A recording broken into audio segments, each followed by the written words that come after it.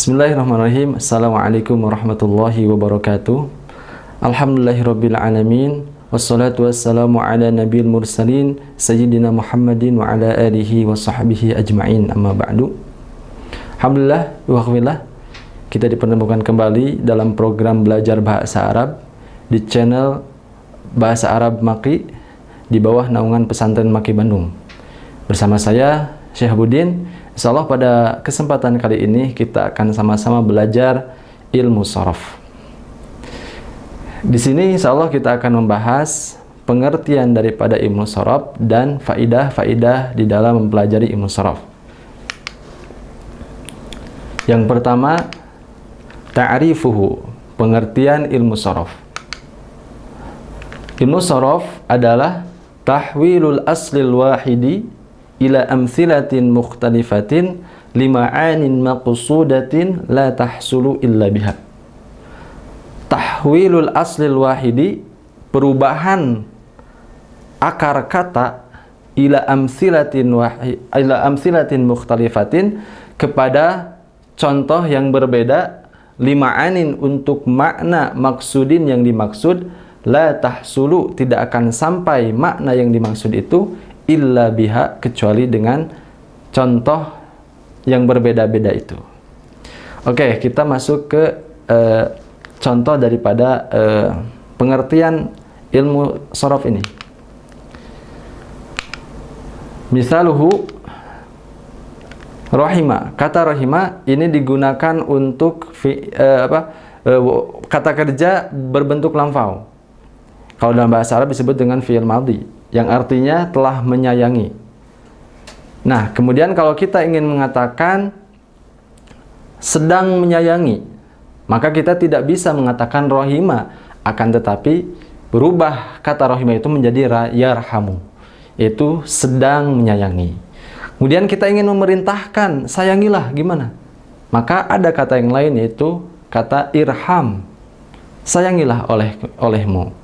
Kemudian kita ingin mengatakan yang menyayangi. Yang menyayangi itu kita bisa sebut dengan rohimun, yaitu yang menyayangi. Kemudian yang disayangi gimana? Yaitu dengan kata marhumun, yaitu yang disayangi. Nah, dari pengertian tadi, yaitu asal satu kata, perubahan asal satu kata kepada kata-kata yang lain. Untuk apa? Agar makna-makna yang disebut di makna-makna yang dimaksud itu bisa dipahami oleh pendengar dengan perubahan itu, ya. Kenapa ada perubahan? Karena agar bisa dipahami oleh pendengar, ya. Seperti itu. Oke, masuk ke faidahnya. Fawaidu ta'allumihi, itu faidah-faidah di dalam mempelajari ilmu shorof. Yang pertama yaitu ma'rifatul binyatis sarfiyah lil kalimah, yaitu mengetahui struktur perubahan kalimat, ya. Jadi ketika kita mempelajari ilmu shorof, maka kita akan mengetahui struktur perubahan daripada kata bahasa Arab, ya. Nah, yang pertama misalkan qara'a. Nah, qara'a ini kalau tidak ada harokatnya, kita bisa mengatakan quri'a juga, ya. Nah, quri'a. Nah, untuk mengetahui kenapa dibaca quri'a, kenapa dibaca qara'a, itu dipelajari di ilmu shorof. Dan tentunya perubahan daripada harokat ini pasti ada perubahan. Ketika berubah bangunannya, struktur katanya, maka akan berubah juga maknanya. Qara'a artinya membaca, setelah membaca. Kalau quri'a itu telah dibaca. Kemudian yaqra'u, artinya itu sedang membaca. Kata yaqra'u ini bisa juga dibaca dengan yuqra'u. Nah itu kan kita bisa mengetahui yaqra'u, yuqra'u. Jadi tidak semuanya dibaca yaqra'u, bisa saja yuqra'u. Nah, tentunya akan berbeda juga maknanya. Kalau yaqra'u itu sedang membaca, kalau yuqra'u sedang dibaca, ya. Oke, itu yang pertama, berarti mengetahui struktur perubahan kata. Kemudian yang kedua, faidah daripada mempelajari ilmu shorof, yang kedua adalah Ma'rifatu tasarifil kalimati wa usuliha, yaitu mengetahui perubahan kata dan akar katanya. Ya, jadi ketika kita mempelajari ilmu shorof, kita akan tahu akar kata daripada satu kata. Ya, satu kata kita akan mengetahui akar katanya. Seperti istighfarun, itu apa artinya? Permohonan ampun. Ya, istighfarun, permohonan ampun. Kalau kita istighfar gitu kan, kalau di bahasa kita itu istighfar, nah itu ini ya katanya istighfarun, permohonan ampun. Kemudian ghafurun, yaitu artinya maha pengampun. Kemudian astaghfiru, saya memohon ampun. Nah, kalau kita lihat ada kata istighfarun, ghafurun, astaghfiru, itu sebenarnya kalau kita setelah mempelajari ilmu shorof, maka kita akan mengetahui akar kata daripada kata-kata yang telah terpampang di layar ini. Yaitu kata apa? Yaitu asal katanya itu, akar katanya itu yaitu dari ghafara. Yaitu kalau ghafara artinya mengampuni, telah mengampuni. Makanya ketika kita mempelajari ilmu shorof, kita akan mengetahui akar kata daripada kata-kata yang telah kita temukan daripada bahasa Arab. Kemudian yang ketiga adalah ma'rifatu mizanis sarfi, itu mengetahui timbangan perubahan, ya, timbangan perubahan atau timbangan shorof. Kalau udah dibahasakan dengan apa ya, mizan sarfi, wazan ya, wazan sarfi. Tapi kalau dibahasakan, kalau diartikan menurut Indonesia ya, secara perkata itu timbangan perubahan gitu ya. Nah, maka kita akan mengetahui timbangannya dari perubahan satu kata itu gimana. Nah, contohnya istaghfaro. Nah, istaghfaro ini adalah mauzun, sesuatu yang ditimbang. Terus timbangannya apa? Timbangannya itu adalah istaf'ala. Para ulama menjadikan kata fa'ala itu sebagai wazan, dan selain kata fa'ala itu menjadi mauzun. Makanya ketika istighfaro itu wazannya mauzun yang ditimbang, kalau wazannya apa? Istaf'ala. Nah, seperti itu. Kemudian kata ghafaro ini mauzunnya yang ditimbangnya. Terus timbangannya apa? Timbangannya itu adalah kata fa'ala. Dan banyak yang lainnya juga. Ya, tidak hanya ini. Cuman saya memberikan dua contoh saja.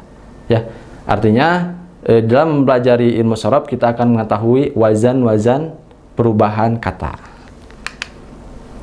Kemudian yang keempat yaitu ma'rifatu ma'anil mustafadati min hurufiz zaidati, yaitu mengetahui makna yang dihasilkan daripada huruf tambahan. Ya, ketika ada huruf tambahan pasti maknanya juga akan berbeda. Contohnya dakhola. Dakhola artinya telah masuk. Kalau misalkan kita tambahkan di depannya huruf hamzah, adkhala, apakah maknanya akan sama seperti dakhola, yaitu masuk? Tidak, tentu tidak. Adkhala artinya memasukkan.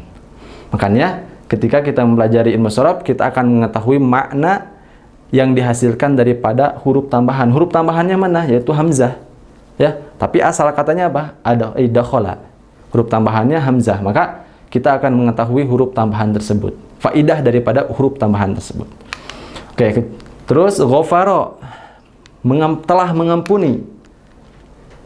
Kemudian istaghfara, memohon ampun, telah memohon ampun.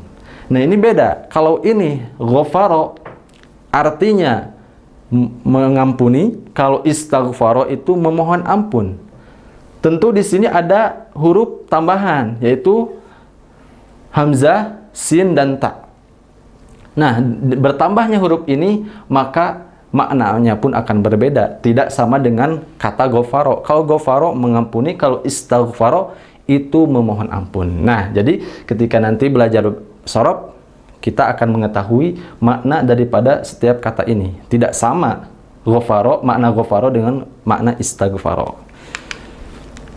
Kemudian yang terakhir adalah al-haddu minal akhta'il lughawiyah, yaitu batasan daripada kesalahan-kesalahan dalam bahasa. Ya. Contohnya seperti qala. Asalnya itu qala ya. Kenapa jadi qala? Karena di sini ada ilah ya, ada huruf elat ya, ilat, yaitu huruf wawu. Jadi ketika wawu ada huruf ilat di dalam kata dan wawu ini terletak setelah fathah, maka dalam kaidah bahasa Arab ketika wawu setelah terletak setelah fathah, maka wawu itu diganti menjadi alif, maka menjadi qala. Nah, kemudian qala artinya telah berkata ya. Kemudian untuk kata perintahnya yaitu qul, katakanlah olehmu. Nah, kata qul ini tidak langsung menjadi qul saja, akan tetapi ada proses. Di sana ada proses yang mana aslinya itu apa? Uqul. Aslinya itu uqul, ya. Nah, uqul, kemudian kata uqul ini kan tadi ya qawala aslinya, kemudian kalau fiilnya uqul, ya fiil amrnya uqul, katakanlah.